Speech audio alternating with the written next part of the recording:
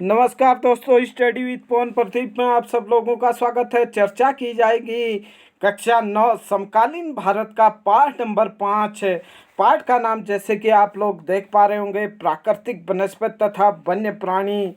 प्राकृतिक वनस्पति के बारे में इसके भाग एक बार हम चर्चा कर चुके हैं। आज जो चर्चा की जाएगी वह वन्य प्राणियों के विषय में हम चर्चा करेंगे। चर्चा को प्रारंभ करने से पहले मैं आप लोगों की जानकारी के लिए बताना चाहूँगा कि हमारे इस YouTube चैनल के माध्यम से कक्षा 6, 7, 8, 9, 10, 11, 12 के विभिन्न किताबों पर, विभिन्न पाठों पर प्रतिदिन किसी न किसी एक पाठ पर चर्चा की जाती है। साथ में उसके अभ्यास प्रश्नों पर भी हम चर्चा करते हैं।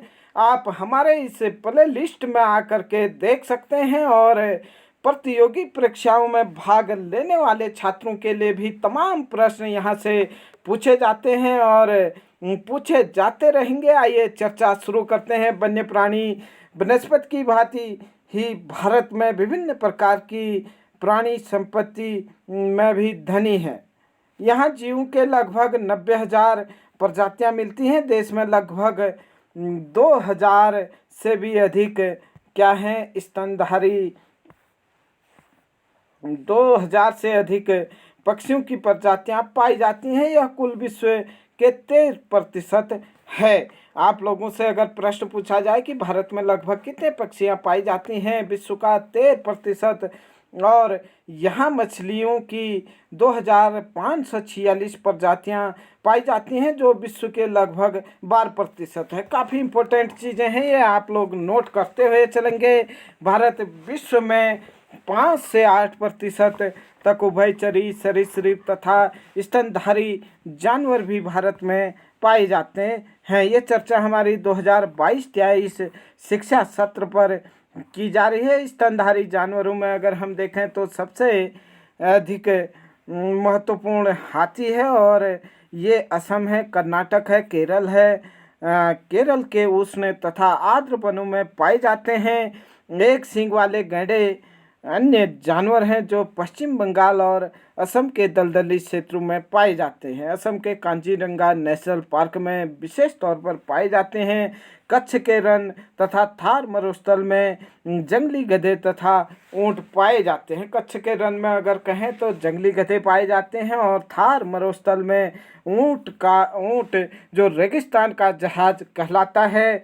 ये सब चीज़ें आप लोगों को नोट करनी होंगी। भारतीय भैंसा, नील गाय, चौसिंगा, छोटा मृग, गजल जिसे कहते हैं, तथा विभिन्न प्रजातियों वाले हिरण आदि कुछ अन्य जानवर हैं जो भारत में पाए जाते हैं। यहाँ बंदरों की भी अनेक प्रजातियाँ पाई जाती हैं। भारत जीव सुरक्षा अधिनियम सन 1972 में लागू किया गया। प्रश्न पूछा जाएगा कि जीव सुरक्षा अधिनियम भारत में कब लागू किया गया। आप लोग कह सकते हैं 1972 में। भारत विश्व का अकेला देश है जहां शेर तथा बाघ दोनों पाए जाते हैं। नोट करने वाली चीज़ है कि भारत में शेर तथा बाघ दोनों चीज़ पाई जाती हैं और भारत अकेला ऐसा देश है जहां ये दोनों चीज़ पाए जाते हैं। भारतीय शेरों का प्राकृतिक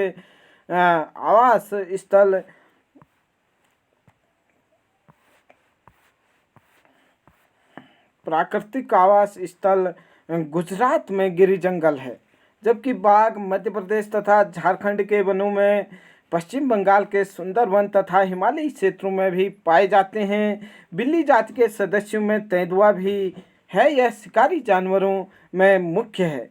हिमालयी क्षेत्रों में पाए जाने वाले जानवर अपेक्षाकृत कठोर जलवायु को सहन करने वाले होते हैं जो अत्यधिक ठंड में भी जीवित रहते हैं। लद्दाख में बर्फीले ऊंचाइयों में याक पाया जाता है। प्रश्न पूछा जाएगा कि याक भारत के किन क्षेत्रों में पाया जाता है, तो याक लद्दाख बर्फीली क्षेत्रों में पाया जाता है जो गुच्छेदार सींगों वाला बैल जैसा जीव है जिसका भार लगभग 1 टन होता है। तिब्बती बारहसिंघा, भारल, नीली भेड़, जंगली भेड़ तथा कियांग भी यहाँ पाए जाते हैं। एशियाई शेर का आप यहाँ पर चित्र देख सकते हैं कि एशियाई शेर किस प्रकार के यहाँ दिखते हैं। तिब्बती जंगली गधे भी यहाँ पाए जाते हैं। कहीं कहीं लाल पांडा भी कुछ भागों में मिलते हैं। नदियों, झीलों तथा समुद्री क्षेत्रों में कछुए हैं, मगरमच्छ हैं, घड़ियाल पाए जाते हैं। घड़ियाल मगरमच्छ की एक प्रजाति का एक ऐसा प्रतिनिधि है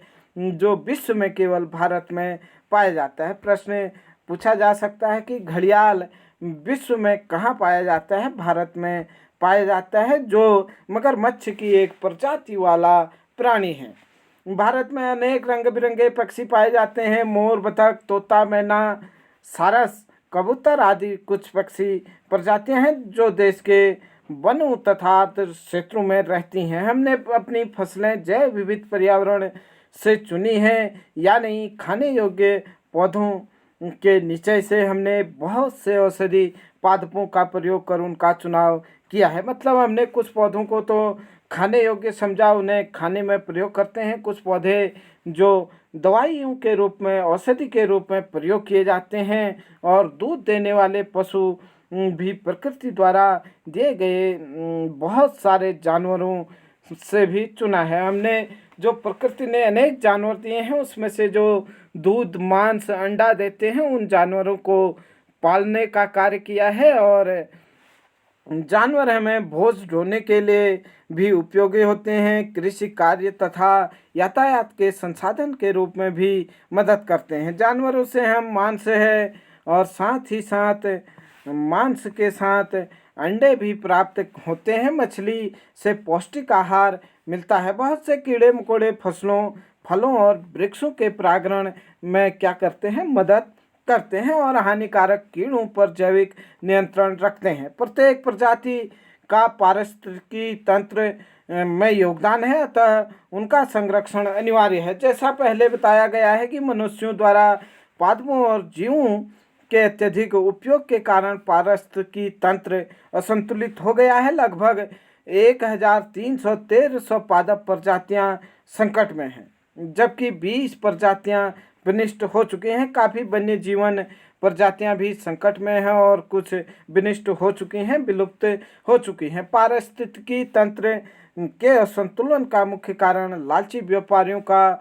अपने व्यवसाय के लिए अत्यधिक शिकार करना है। रासायनिक और औद्योगिक अवशिष्ट तथा तेजाबी जमाव के कारण प्रदूषण, विदेशी प्रजातियों का प्रवेश और कृषि तथा निवास के लिए वनों की अंधाधुंध कटाई पारिस्थितिकी तंत्र के लिए असंतुलन का कारण है। अपने देश की पादप और जीव संपत्ति की सुरक्षा के लिए सरकार ने कदम उठाए हैं। इसमें से कौन कौन से कदम महत्वपूर्ण हैं? जैसे कि देश में 18 जीव मंडल निश्चय आरक्षित क्षेत्र, अभी हम उन पर चर्चा करेंगे। इसमें से 10 सुंदरबन डेल्टा में नंदा देवी, मन्नार की खाड़ी, नीलगिरी, नाकरेक, ग्रेट निकोबार, मानस, सिमलीपाल, पंचमढ़ी, अचनकमर, अमरकंटक की गणना विश्व के जीव मंडल निश्चय में की गई है। और साथ ही साथ सन 1992 में सरकार द्वारा पादप उद्यानों को तथा तकनीकी सहायता देने की योजना बनाई। प्रश्न पूछा जाएगा कि सरकार के द्वारा पादप उद्यानों को वित्तीय तथा तकनीकी सहायता देने की योजना कब बनाई गई? 1992 में बनाई गई। शेर संरक्षण, गैंडा संरक्षण, भारतीय भैंसा संरक्षण तथा पारिस्थितिकी तंत्र के संतुलन के लिए कई योजना बनाई गई हैं। इस समय देश में 101 नेशनल पार्क, 533 वन्य जीव प्राणी अभ्यारण्य और कई चिड़ियाघर राष्ट्र की पादप एवं जीव संपत्ति की रक्षा के लिए बनाए गए हैं। हम सभी को अपनी अतिजीविता के लिए प्राकृतिक पारिस्थितिकी तंत्र के महत्व को समझना चाहिए और यह तब संभव है जब प्राकृतिक पर्यावरण का अंध विनाश तत्काल समाप्त कर दिया जाए। मतलब हम पर्यावरण को नुकसान पहुंचाना क्या कर दें, बंद कर दें, तब यह सब संभव हो पाएगा। ये देखते हैं कि 18 जो जीव मंडल निश्चय या नहीं आरक्षित क्षेत्र हैं उनके विषय में हम चर्चा करते हैं। जैसे कि सुंदरबन आप लोग जानते हैं कि सुंदरबन गंगा एवं ब्रह्मपुत्र नदी के डेल्टा में पश्चिम बंगाल में है और इसे 1989 ईस्वी में क्या किया गया? जैव आरक्षित क्षेत्र घोषित किया गया। मन्नार की खाड़ी की अगर बात करें तो यह भारत और श्रीलंका के बीच में समुद्री क्षेत्र स्थित है और भारत एवं श्रीलंका के बीच यह रास्ता जोड़ता है, तमिलनाडु में स्थित है और इसे भी 1989 में क्या किया गया, जीवमंडल आरक्षित क्षेत्र घोषित किया गया। उसके बाद नीलगिरी की अगर हम बात करें तो यह तमिलनाडु, केरल और कर्नाटक में फैला हुआ है। 1986 में इसे जैव संरक्षित क्षेत्र घोषित किया गया था। उसके बाद नंदा देवी देखें तो यह उत्तराखंड के चमोली, पिथौरागढ़ एवं अल्मोड़ा के भागों में फैला हुआ है और इसे 1988 ईस्वी में इसे क्या किया गया, जैव आरक्षित क्षेत्र घोषित किया गया। नाकरेक की अगर हम बात करें तो नाकरेक की हम बात करें तो यह गारो हिल्स में स्थित है, मेघालय में, और इसे भी 1988 ईस्वी में क्या किया गया, जैव आरक्षित क्षेत्र घोषित किया गया। ग्रेट निकोबार की अगर बात करें तो यह अंडमान निकोबार द्वीप समूह में है और ग्रेट निकोबार में है। इसे 1989 ईस्वी में क्या किया गया, जैव आरक्षित क्षेत्र घोषित किया गया। मानस राष्ट्रीय उद्यान, जैसे कि आप लोग जानते हैं, यह असम में स्थित है। मानस की अगर बात करें तो इसे 1989 ईस्वी में इसे भी क्या किया गया, जैव आरक्षित क्षेत्र घोषित किया गया। आइए देखते हैं कुछ अन्य जैव आरक्षित क्षेत्र जो भारत में घोषित किए गए हैं। सिमलीपाल राष्ट्रीय उद्यान, जैसे कि आप लोग जानते हैं, सिमलीपाल राष्ट्रीय उद्यान उड़ीसा में मयूरभंज जिले में स्थित है और इसे भी राष्ट्रीय उद्यान को 1994 में जैव मंडल आरक्षित क्षेत्र में घोषित किया गया। दियांग की बात करें तो यह अरुणाचल प्रदेश में है। 1999 में इसे जैव मंडल आरक्षित क्षेत्र घोषित किया गया। डिब्रू या साइक बोबा अगर हम बात करें डिब्रूगढ़ की तो डिब्रूगढ़ असम राज्य में स्थित है। डिब्रूगढ़ की अगर हम बात करें तो इसे 1997 में जैव मंडल आरक्षित क्षेत्र घोषित किया गया। अगस्त मलाई की अगर हम बात करें तो अगस्त मलाई तमिलनाडु और केरल में फैला हुआ है। 2001 में इसे जैव आरक्षित क्षेत्र घोषित किया गया। कंचनजंगा यह सिक्किम राज्य में स्थित है और 2000 ईस्वी में इसे जैव मंडल आरक्षित क्षेत्र घोषित किया गया। उसके बाद पंचमढ़ी की अगर हम बात करें तो यह मध्य प्रदेश में स्थित है और 1999 में इसे जैव मंडल आरक्षित क्षेत्र घोषित किया गया। उसके बाद हम आगे देखें, आगे जो नाम है अमरकंटक का नाम है। अमरकंटक की अगर बात करें तो यह मध्य प्रदेश और छत्तीसगढ़ में स्थित है। 2005 में इसे क्या किया गया, जैव मंडल आरक्षित क्षेत्र घोषित किया गया। उसके बाद कुछ और जैव मंडल क्षेत्र आरक्षित क्षेत्र हैं जिन पर हम चर्चा करेंगे। कच्छ के रण की बात करें तो यह गुजरात में फैला हुआ है और 2008 में इसे जैव आरक्षित क्षेत्र घोषित किया गया। ठंडा रेगिस्तान की बात करें तो यह हिमाचल प्रदेश में है। 2009 में इसे क्या किया गया, जैव आरक्षित क्षेत्र या नहीं विश्व के जो आरक्षित क्षेत्र हैं उसमें शामिल किया गया। शेष अचलम की अगर बात करें तो यह आंध्र प्रदेश में है। 2010 में इसे जैव आरक्षित क्षेत्र घोषित किया गया। पन्ना जैसे कि आप लोग जानते हैं मध्य प्रदेश में है और 2011 में इसे जैव मंडल आरक्षित क्षेत्र घोषित किया गया। सबसे बड़ा अगर जैव मंडल आरक्षित क्षेत्र कहें तो वह कच्छ का रण है। कच्छ का रण सबसे बड़ा क्षेत्रफल की दृष्टि से सबसे बड़ा जैव मंडल आरक्षित क्षेत्र है, जबकि सबसे छोटा जैव मंडल आरक्षित क्षेत्र की बात करें तो वह डिब्रू साइखोवा है।